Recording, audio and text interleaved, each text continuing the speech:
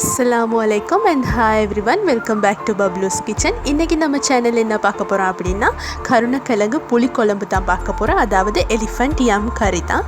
வாங்க வீடியோக்குள்ள போலாம்.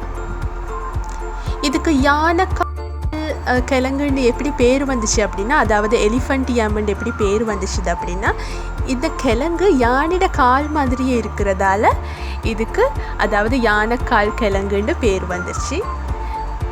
இந்த கிழங்கு ரொம்பவே நல்ல கிழங்கு, அதாவது ஹெல்த்துக்கு ரொம்ப நல்லது. ஒஸ்டியோபோரோசிஸ், இதய நோய், மூலவியாதி இதுக்கெல்லாம் மிச்சமே சொல்லப்பட்ட மருந்து இது. இதில் தோலை நல்லா நீக்கிட்டு நல்லா கழுவிட்டு நான் புளித்தண்ணி கொஞ்சம் எடுத்து வச்சுருக்கேன். அதுக்குள்ளே அது சின்ன சின்னதாக வெட்டி போட்டுக்கொள்ளலாம்.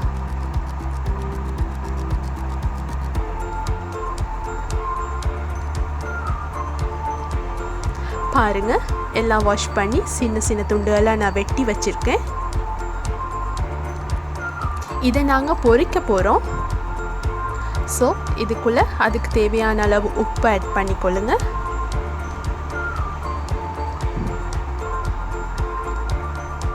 அதோட கொஞ்சம் மஞ்சத்தூளை ஆட் பண்ணிக்கொள்ளுங்க.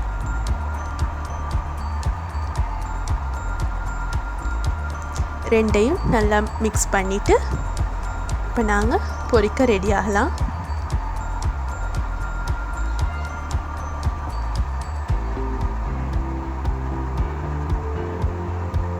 ஒரு பாத்திரத்தை அடுப்பில் வச்சு பொரிக்கிறதுக்குள்ள எண்ணெய் அதில் விட்டுக்கொள்ளுங்க.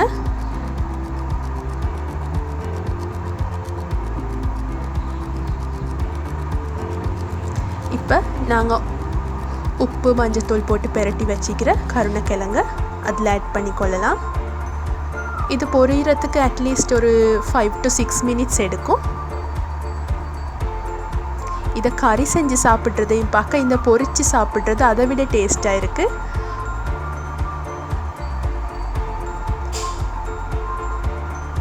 நார்மலாக நம்ம உருளைக்கிழங்க பொரிச்சா எப்படி இருக்குமோ அதை விட கொஞ்சம் ரஃப்பாக இருக்கும். ஆனால் நல்ல டேஸ்ட், நல்ல வாசனையாகவும் இருக்கும். பாருங்கள், இந்த அளவுக்கு ப்ரௌன் கலர் ஆனதுக்கு அப்புறம் ஆயிலில் இருந்து வடிகட்டி எடுத்துக்கொள்ளலாம்.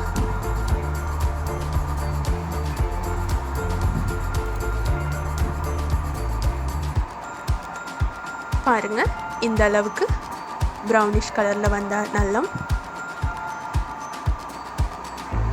ஓகே, இது ஒரு பக்கத்தில் எடுத்து வச்சுட்டு இப்போ நாங்கள் கறியை காய்ச்சலாம். அதுக்கு ஒரு மண் பாத்திரத்தை எடுத்து அடுப்பில் வச்சுக்கொள்ளுங்க. அதில் நாங்கள் பொரித்த அதே எண்ணெயை நாங்கள் யூஸ் பண்ணிக்கொள்ளலாம். ஒரு 2 ஸ்பூன் எண்ணெய் விடுங்க. எண்ணெய் நல்லா காஞ்சதும் கடுகு, சீரகம், பெருஞ்சீரகம் எல்லாம் ஒரு டீஸ்பூன் எடுத்து வச்சுருக்கேன். அதை எண்ணெய்க்குள்ளே போட்டு அது நல்லா பொரிஞ்சு வர நேரம்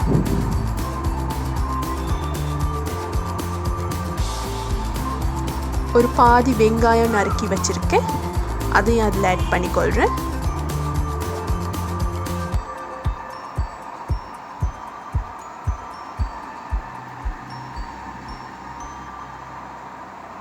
அதோட ஒரு 10 பல் பூண்டு வெட்டி வச்சுருக்கேன். அதையும் ஆட் பண்ணிவிட்டு ஒரு பச்சை மிளகாய் காரத்துக்கு அதையும் ஆட் பண்ணிக்கொள்கிறேன். எல்லாத்தையும் நல்லா மிக்ஸ் பண்ணிக்கொள்வோம். கொஞ்சம் வெங்காயம் வதங்கட்டும். ஆஃப்டர் 2-3 minutes கறிக்கு தேவையான அளவு உப்பு ஆட் பண்ணிக்கொள்ளுங்க.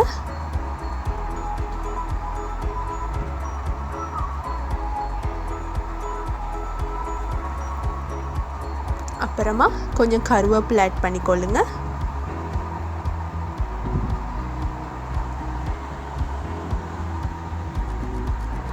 அப்புறம் ஒரு தக்காளி வெட்டி வச்சுருக்கேன். அதையும் ஆட் பண்ணிக்கொள்வோம்.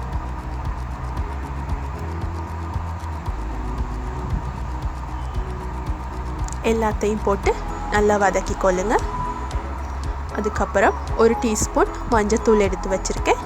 அதையும் போட்டுக்கொள்வோம்.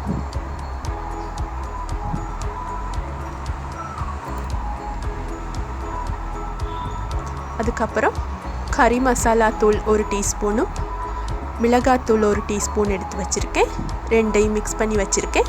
அது அதுக்குள்ளே ஆட் பண்ணிவிட்டு தூளோட பச்சை வாசனை போகிற வரைக்கும் நம்ம நல்லா மிக்ஸ் பண்ணிக்கொள்ளலாம். இப்போ நான் ஒரு தேங்காய் பால் புழிஞ்சு வச்சுருக்கேன். அதில் முதல் பால் வேறையாக ரெண்டாவது பால் வேறையாக எடுத்து வச்சுருக்கேன். இப்போ ரெண்டாவது பாலில் ஒரு 2 கப் அளவு எடுத்து வச்சுருக்கேன். அதை அதுக்குள்ளே ஆட் பண்ணிக்கொள்ளலாம். ஆட் பண்ணி நல்லா மிக்ஸ் பண்ணிக்கொள்ளுங்க.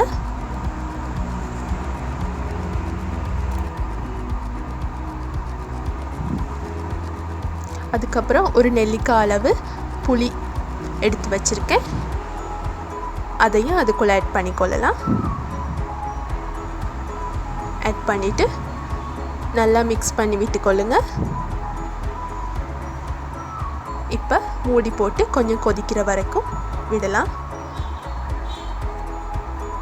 பாருங்கள், நல்லா கொதிச்சு வந்திருக்கு. இருந்தாலும் கொஞ்சம் வத்தட்டும். இன்னொருக்கா மூடி போட்டு ஒரு 2-3 மினிட்ஸ் வரைக்கும் வச்சுக்கொள்ளலாம். பாருங்கள், இப்போ கொஞ்சம் நல்லா வதங்கி எல்லாம் கொஞ்சம் வத்தி வந்திக்குது. அதுக்கப்புறமா நாங்கள் பொரித்து வச்சுக்கிற கருணக்கிழங்கு அதுக்குள்ளே ஆட் பண்ணிக்கொள்ளுவோம்.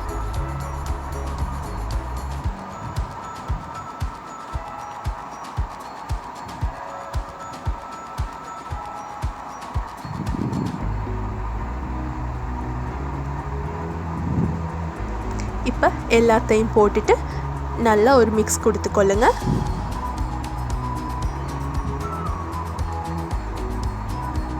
கொடுத்துட்டு மூடி போட்டு ஒரு 2 மினிட்ஸ் மூடி வைப்போம்.